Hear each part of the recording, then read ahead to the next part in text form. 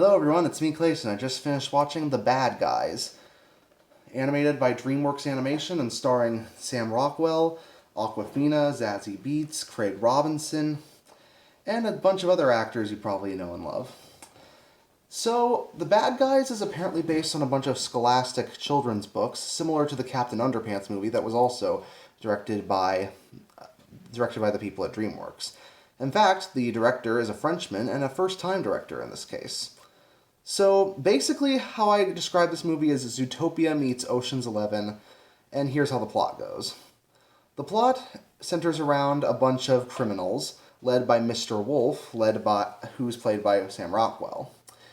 Among his teammates are Mr. Snake, Miss Tarantula, Mr. Shark, and Mr. Piranha. And the five of them happen to go around the city committing crimes, doing heists, and all that stuff. But when Mr. Wolf figures out that maybe it can actually feel good to use your tools for a good purpose rather than just for personal gain, he and his boys and one girl happen to end up getting arrested, and they figure that the best way to get them out of the situation is to pretend to be the good guys so they can return to being the bad guys. But turns out Mr. Wolf might actually prefer the good life to going back to being a criminal. Maybe also so people can stop being scared of him and his friends. But that's all I'll say about the story. It's basically a kid-friendly version of those classic heist films with a ton of twists. But as far as those go, I don't think I've seen an animated film that goes for this kind of heist scenario, at least not this well. And while it doesn't have the extensive cast of something like Ocean's 11 or even the female-centric Ocean's 8, it does happen to make the most of the characters that it does have. I really like Sam Rockwell as Mr. Wolf, as he gets to basically point out how the big bad wolf is the bad guy in every story ever told. It kind of plays off stereotypes that we have about people, how certain types of people are always the heroes, certain types of people are always the villains, and sometimes things aren't as clear-cut as they seem. But that also does mean that there's a lot of third act twists. You know how most movies have like one or two twists in the third act that affects how the final plot happens? This one has like 5 or 6, and all of them do raise a lot of questions. But at the same time, it should keep audiences engaged, especially children in the audience, who are clearly the target demographic here. That, of course, means that the humor can sometimes be a little lowbrow. There's a certain flatulence joke with Mr. Piranha that I think is a little overplayed, but for the most part, the humor doesn't rely too much on overdone pop culture references.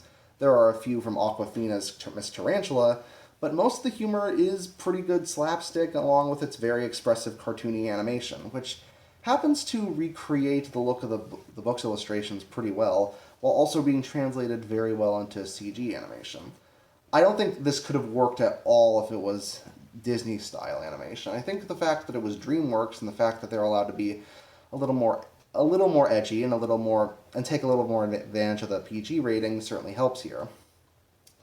That's not to say that the movie goes as far as an adult heist film, but it does have a lot of the preparation stages, a lot of the intricate plans, and it also has a lot of sections to each little heist that add to your engagement. There's a lot of attention to detail that goes into these heist films, and this one's no different. And I appreciate that a lot of the twists actually work alongside the criminal characters, and that a lot of them do have a lot of jokes that I really like.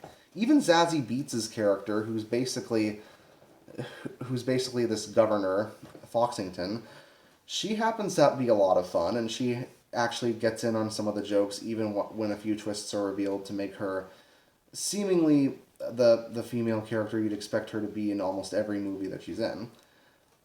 In fact, she actually happens to have a great rapport with Sam Rockwell's Wolf, and I happened to really appreciate her when her time came in the climax.